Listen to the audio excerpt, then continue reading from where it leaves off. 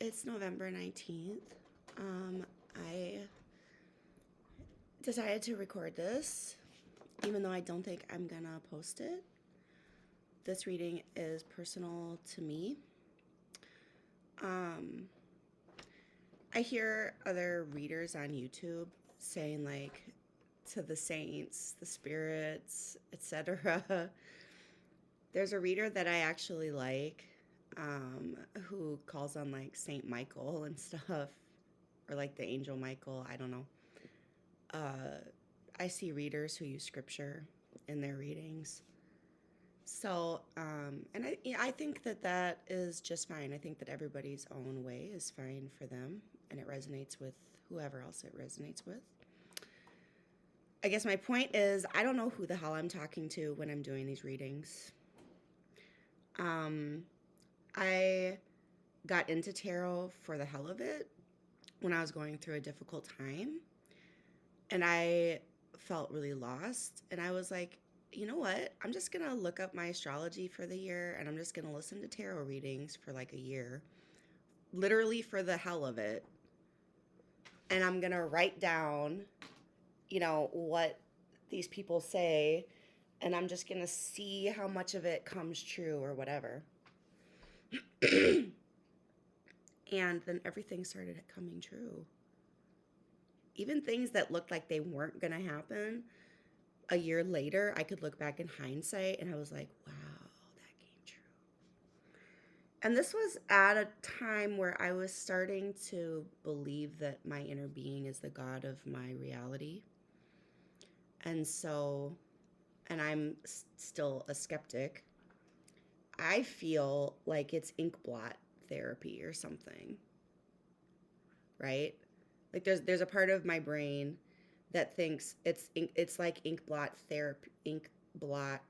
therapy, and you look at the card and the imagery, and it's your own subconscious mind interpreting those images based off of what it is you actually want, actually think on a deeper level. Okay, but the amount of times that I have had a thought, been journaling about something, and then listened to a tarot reading and it was like spot on, even with examples. Like one time I was journaling about an emotional roller coaster, and then I listened to this reading like within a day of that, and the reader was talking about, yeah, it seems like you're on a roller coaster. I was like, oh, or the amount of times that I've been doing readings for myself, and I literally say something and then I pull that exact card, and it's just eerie. So I like to leave space for the mysterious a little bit. And even though I'm not a Christian anymore, I was raised in the church, the Pentecostal church, and I'm very comfortable, just acting out of faith. So anyway, where was I going this? So I'm not like 100% sure. I can't sit here and say like, oh, it's the spirit guides. I don't know if I believe in spirit guides. I don't know if I believe in ancestors. I know that there's a lot of cultures that's really important to them. I don't know who my ancestors are. I don't know if I have ancestors. If they are, they're probably all assholes. I don't know. Um, but regardless, I guess I guess overall, if I was gonna like say one thing that I do think is true, it's that I have an inner being, I have a true self.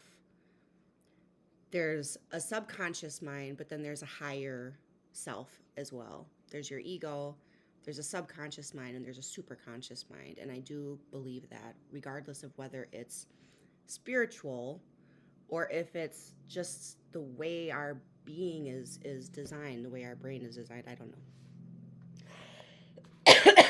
So sometimes what I do when I'm really struggling with something, because I use journaling, I'm a grimoire writer, um, is I write out questions to myself. So that's what I've done. I've been writing questions out for myself this morning and identified my questions. And sometimes what I do is I write my question and then I indent a question back that feels like a dialogue between aspects of myself.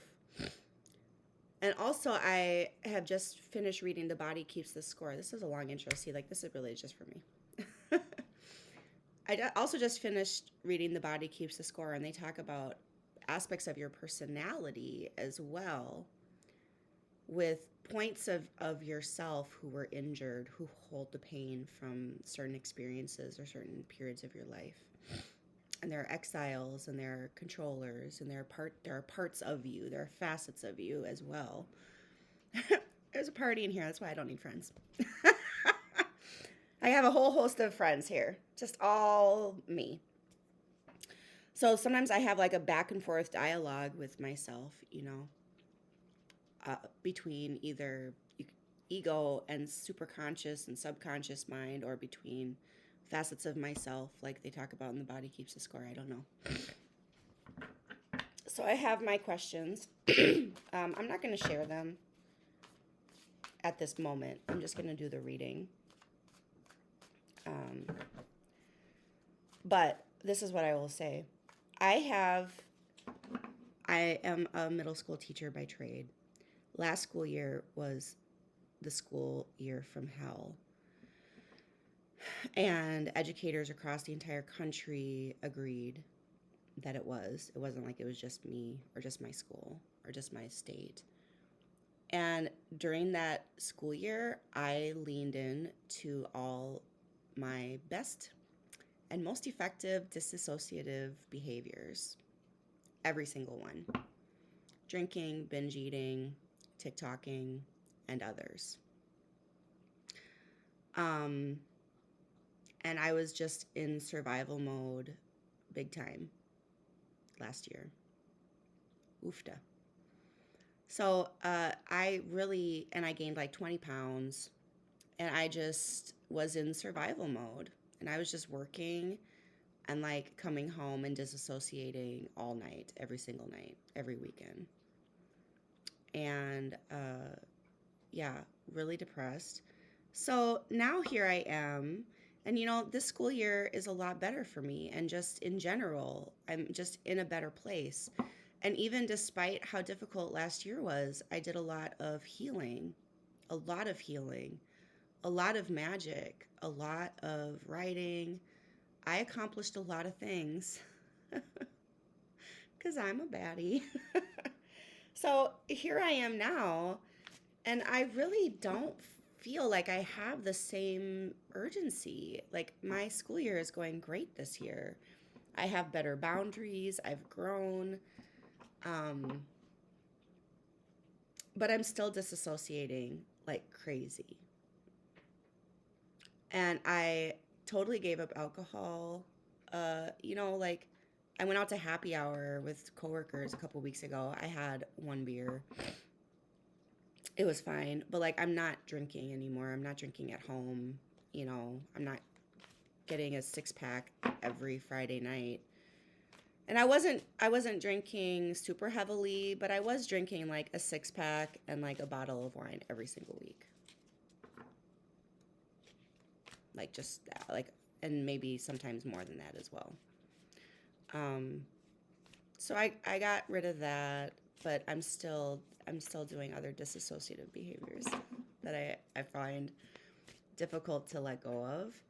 And when I try to let go of one, then I see that I compensate by overindulging in other behaviors, like shopping, etc. As I posted on YouTube, I was overdrawn on my bank account for the first time in years. I blame it on inflation, because I haven't been spending money in any way like out of the ordinary as I normally would. As far as like shopping or ordering movies off of Amazon or anything. But yeah, still, it was like kind of a wake-up call for me. So my question is, like, which came first, the chicken or the egg? Are you continuing to disassociate so much because you're really depressed? And there could be multiple reasons for that. Like, for example, I'm beginning to suspect that I'm at the beginning of perimenopause. Congratulations! Or are you depressed because your husband is in another country? Or are you depressed because of your job? I don't know. I As I said, which came first? Are you continuing to disassociate because you're depressed? Or are you depressed because you're continuing to engage in these disassociative behaviors? Even though the worst school year of your life is over, you're in such a better place, but these habits from that year are continuing on. Even though when you really look around at your life and you really like take an assessment of how you're feeling about yourself and your relationship. I miss my husband, but like also I'm very secure in our relationship. We have a really good relationship. Like I'm not depressed about that. Maybe you would think that I would be or should be, but I'm really not. Um, my home is the bomb. My kids are the bomb. Like, I've never felt better with my kids before in all their lives. Honestly. They're teenagers. They're about to turn 18 and 13. My school year is going bomb. Even yesterday, I went to a professional development that was literally one of the best that I've ever had. All right, I'm getting crazy with these cards. Let's pull a card. You know my questions. I don't know who's answering the questions, but we're just going to see what happens. Oh, interesting.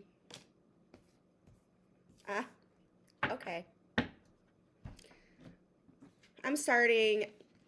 You know what? I don't know if I'll post this, like I said, but I do my own layout thing.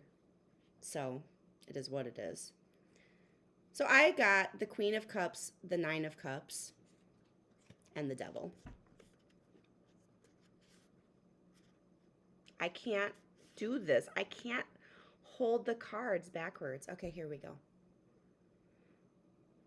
Interessante. I keep getting this devil. I keep getting this devil card. I get it. I hear you, universe. I'm listening, okay?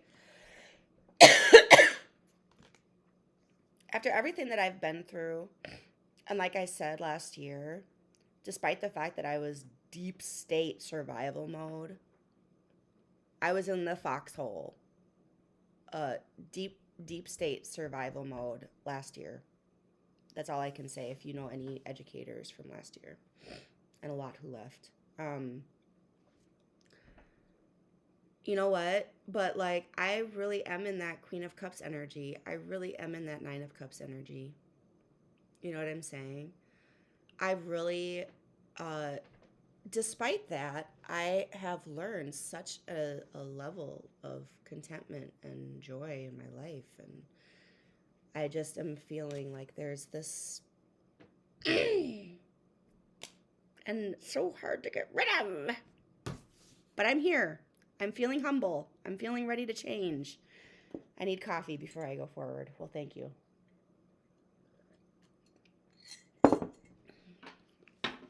I'm just really obsessed with this Oracle deck. So let me pull. I'm going to pull two cards. I'm going to pull two Oracle cards. You know what? This deck is called, I love this deck. It's called the Witching Hour Oracle. I love it. I'm going to pull two Oracle cards. Here we go. Self-reliance. That doesn't sound like me at all. And endure. Look at how beautiful these cards are, though. Self-reliance and endure. Okay. Now I'm just going to clarify with these.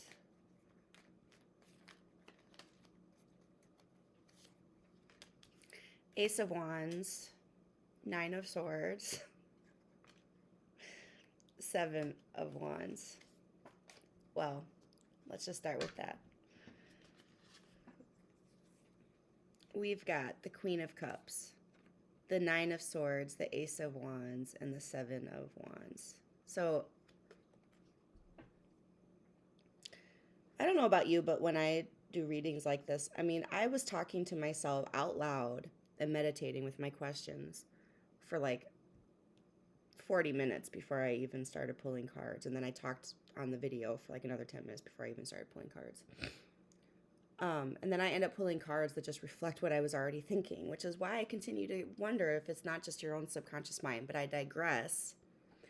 You know what? Not just last year, there has been a theme in my own life.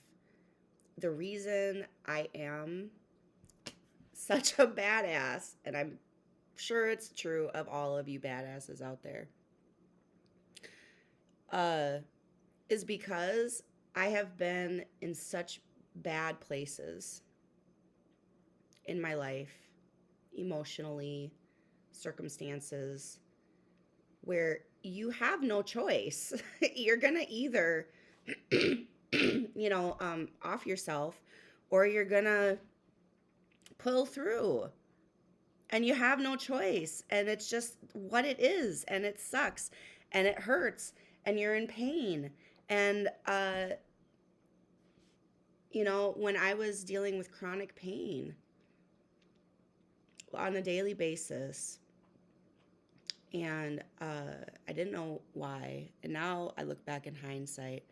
And you know what? You know how many people said to me, well, they say that lower back pain is a manifestation. And I just wanted to kill those people.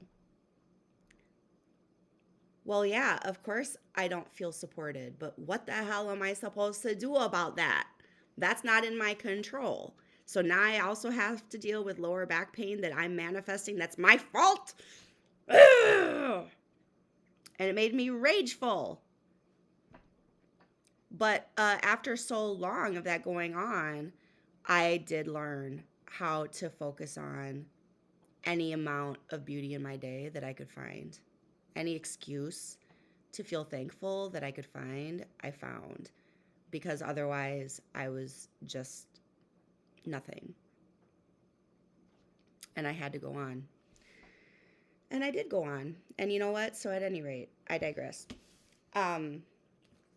This is what I'm feeling here. You know what? Just like I said, despite the fact that last year was one of the worst years of my entire life, and that's saying a lot, I continued to heal. I continued to look inward. I continued to grow. I felt like I was in survival mode, but if I'm really honest, if I'm really brutally honest, yes, I was in survival mode, and yet I accomplished so much last year because fighting the fight and pouring my energy into the few things, just like I said about when I was in chronic pain, I had to latch on to a few positive things just so that I would have a reason to get out of bed and even go to work and even keep doing it. And that's exactly what I did. And that's why it pisses me off and is ironic when people are like, you are so negative. You need to. I'm like, I'm the most positive bitch you have ever met. You have no idea. It's easy for people to be positive when everything in their life is going great. Those people aren't truly positive people. They're just people who happen to be in an easy spot. The people who are actually positive people are the people who know what it's like to struggle to get out of bed and to put a toothbrush through their mouth, and they find something to be thankful for, and they find something to be positive about. Those are the people who are actually positive. Let's move on. But that's why Michelle is a badass. Let's clarify the Nine of Cups. But I just want to say, because we did all of this before we got here, and now I'm feeling a little anger coming out here.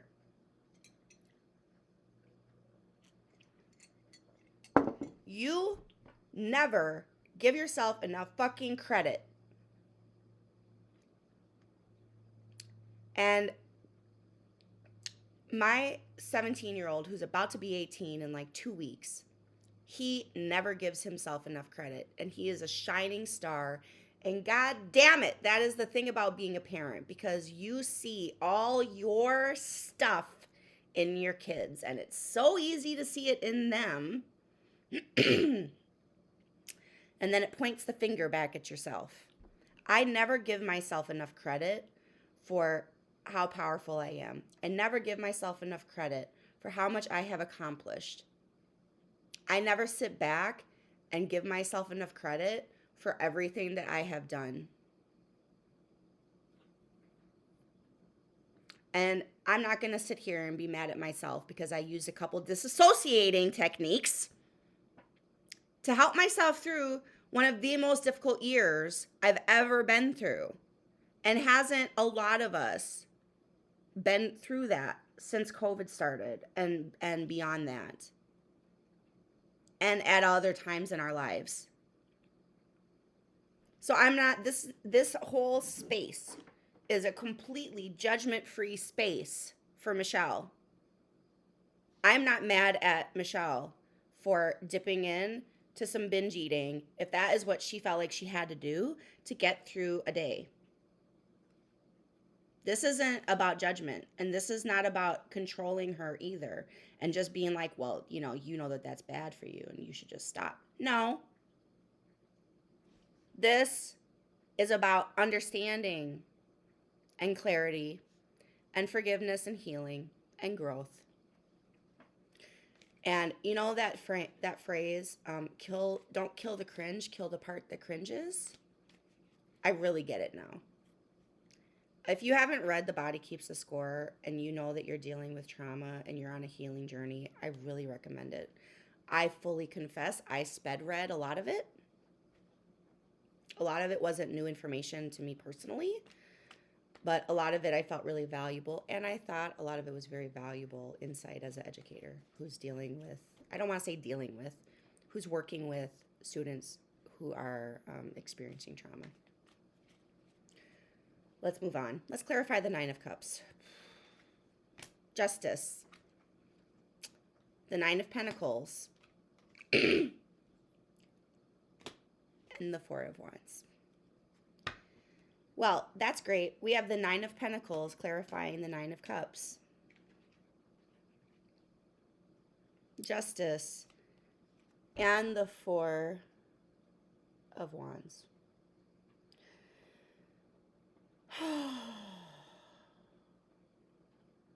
Like I said, Michelle, you don't give yourself enough credit for everything you have accomplished.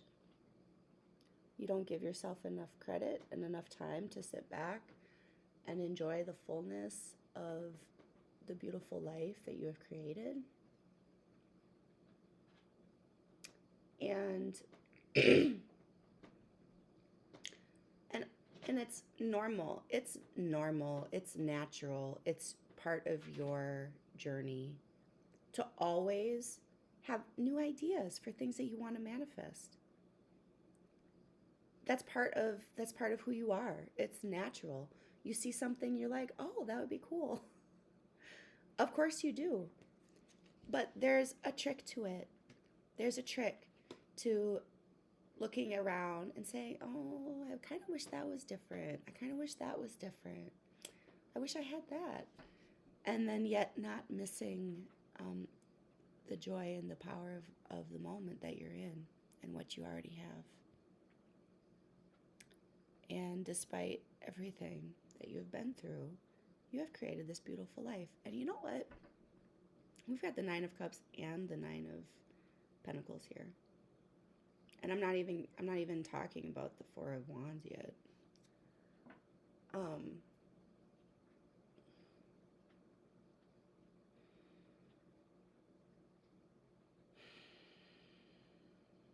You know, the life that you have right now is literally a life that you couldn't imagine yourself having 10 years ago.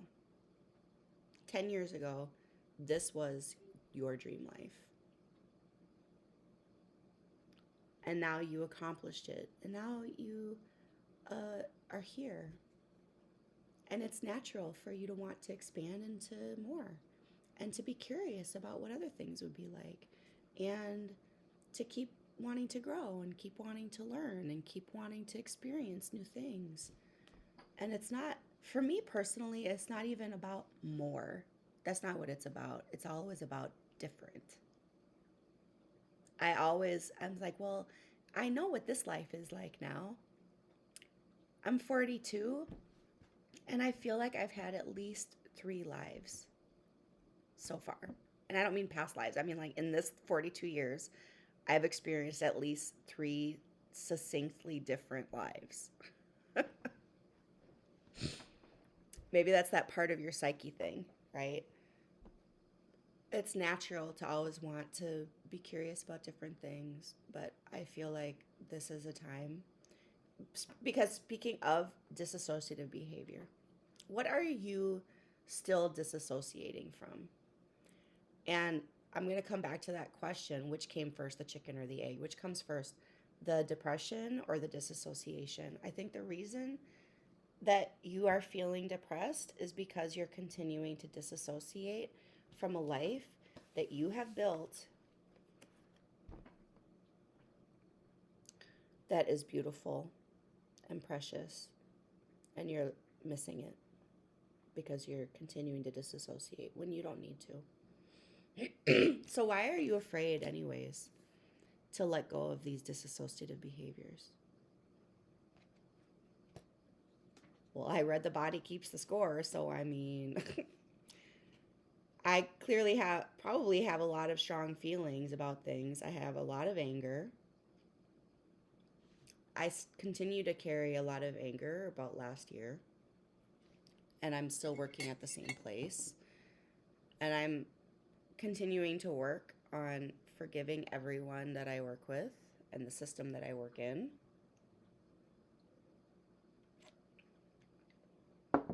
For how they handled last year. And I feel like it's a difficult relationship. It's like in a marriage or in a family. Like, you go through something really traumatic and the people around you just shit all over you and just mistreat you and make it clear to you that they do not value you. They literally don't care if you die. They literally treat you like crap. Uh and then once the traumatic event is over, they're like, "Oh, everything is great. We're a happy family." And I am just not that child where I can just forget. But wait a second. All last year, this is how you treated me. And you made it clear to me that this is how little you value me and value my life. Um, yeah, I have some pent up anger. And it continues to come out at work. And then I come home from work and I disassociate.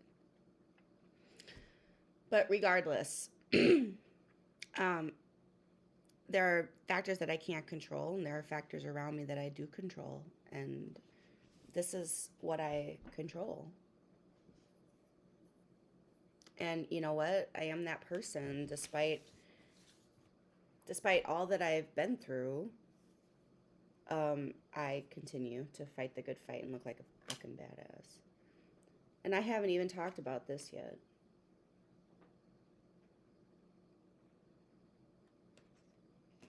Or the justice card being here. I just feel spirit saying to you right now, whatever it is, whatever the disassociative behavior is that you're clinging to, whatever the coping mechanism is that you're clinging to and you feel afraid to let go of,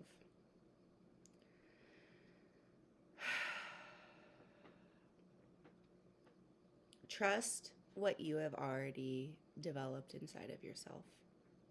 Trust what you have already grown and nurtured into being, and take comfort in it. And if you're afraid that big feelings are going to come up, trust yourself that you're going to be able to deal with them like you know that you are capable. Lean into the enjoyment of your home and your life and all the areas that bring you so much joy. And if you would do that, if you would be willing to let go,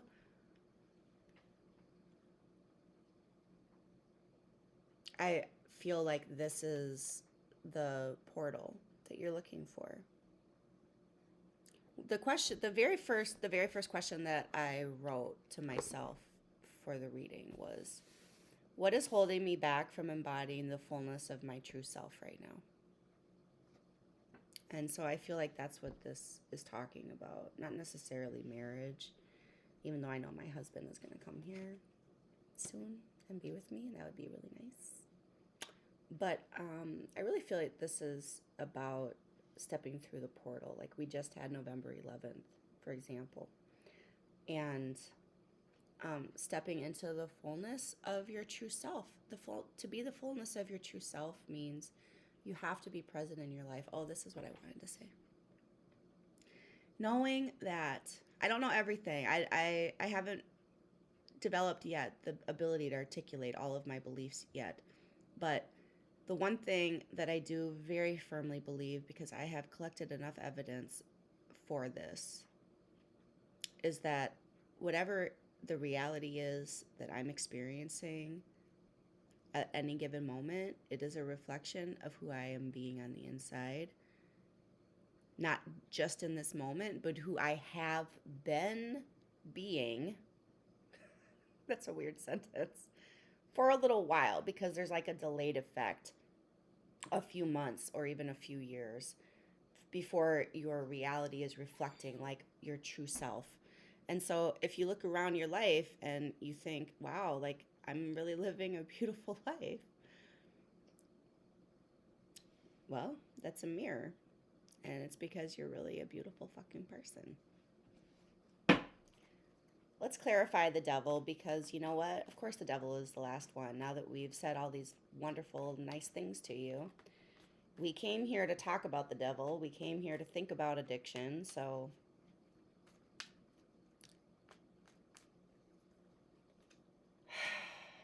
Two of Swords. Of course, we got the Two of Swords to clarify the devil.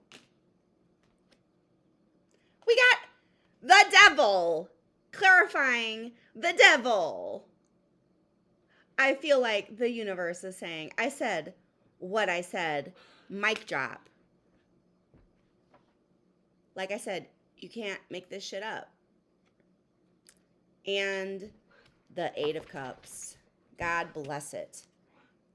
I got the Two of Swords, the devil, and the Eight of Cups clarifying the devil.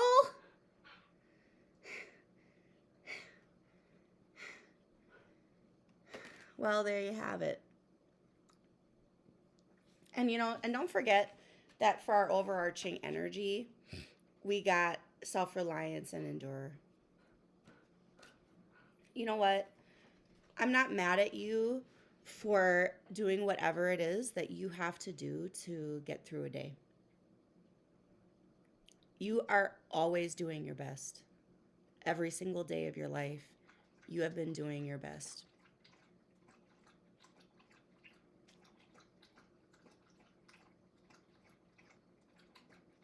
The dog is thirsty. But I think that it is time. You're feeling that it's time. Otherwise, you wouldn't have asked these questions and you wouldn't have come here to do this reading. And you wouldn't have gotten the devil. Clarifying the devil. And we were thinking about the devil card before we even did this reading, which is the point. We got the devil card yesterday. We've been consistently getting the devil card. And every time we've gotten the devil card, we have felt convicted.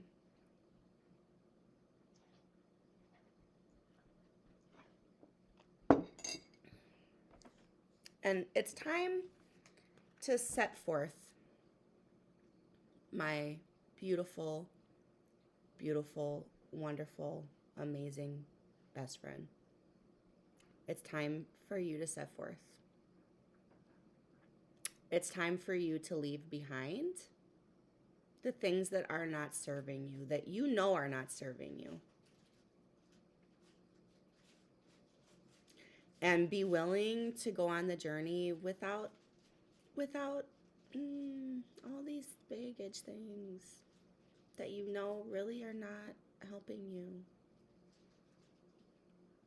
so that you can step into the fullness of your true self, of the present, of the here and now, and there's like a balance of energy. It's this delicate life talent to be fully present in the here and now and experience the fullness of the moment. And you know what, like I said, I've learned the hard way through many difficult times that sometimes experiencing the fullness of now is very painful. Um, and you do what you are going to do. Your mind is designed to help keep you safe. Your body is designed to try and keep you safe. But thankfully, we are safe now. We are safe now. You are safe now. You are safe to let yourself feel happy. You are safe now to let go of whatever it is. I'm pretty transparent, but I'm not going to air all of my business because, like I said, I'm a teacher.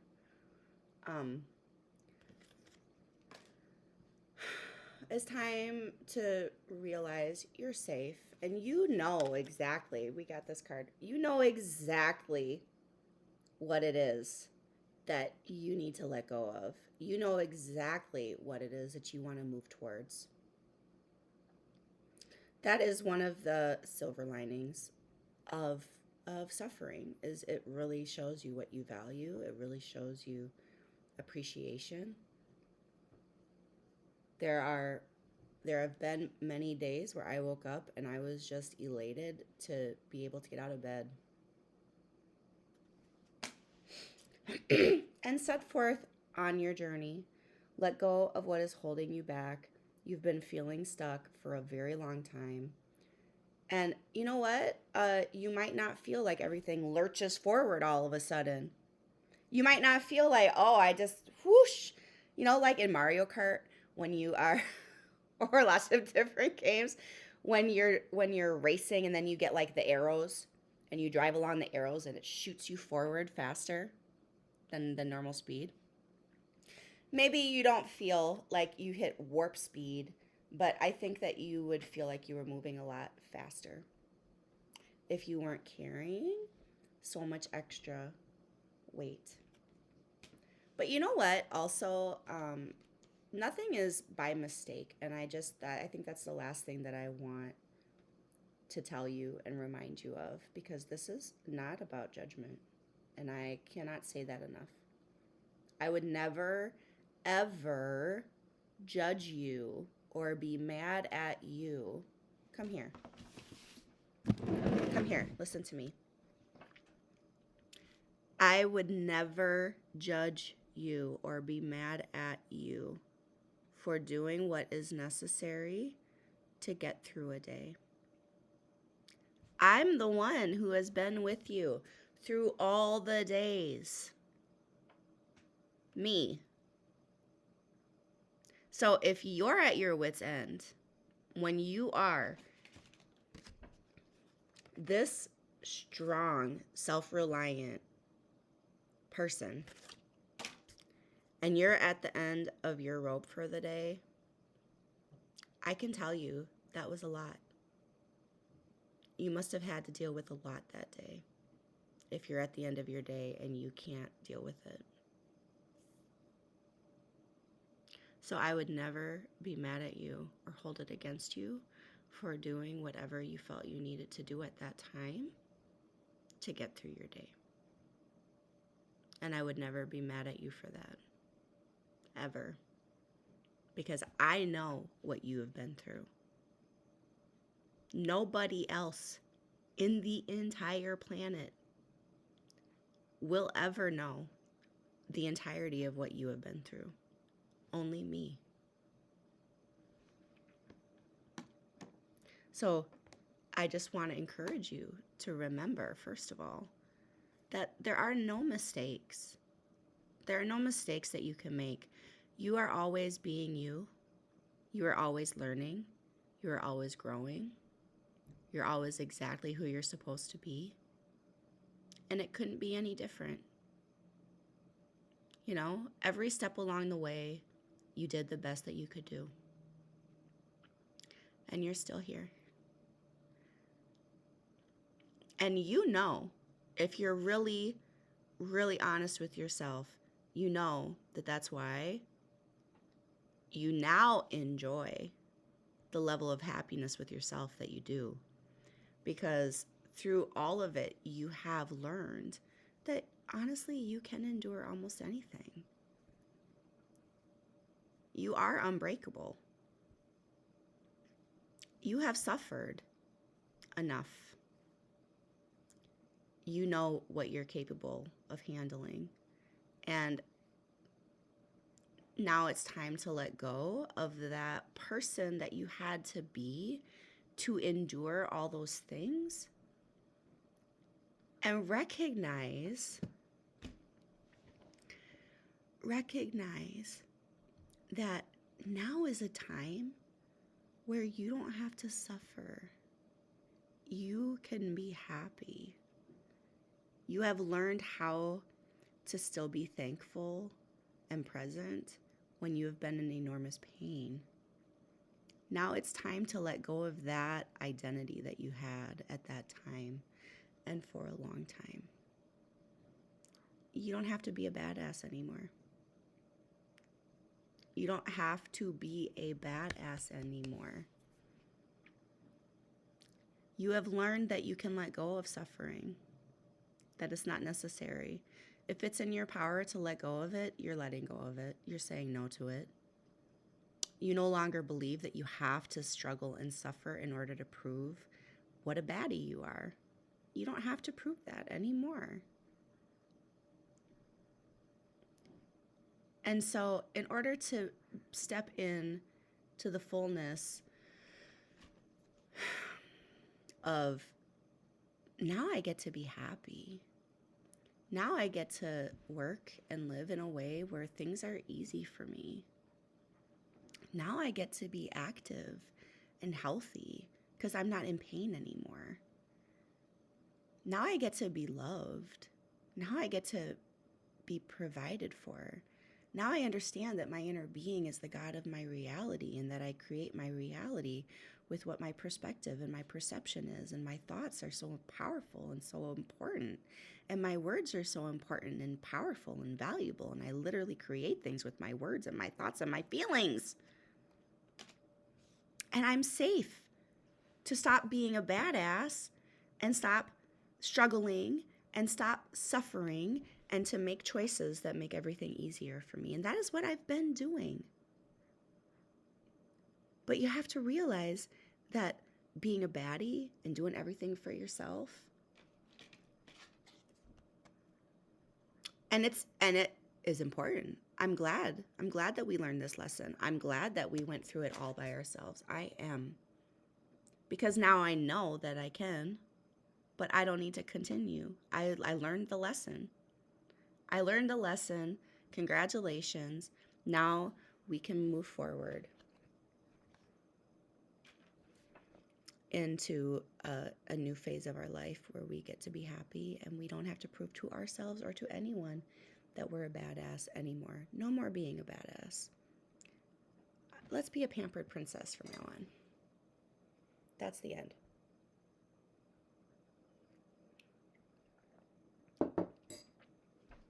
That's the end.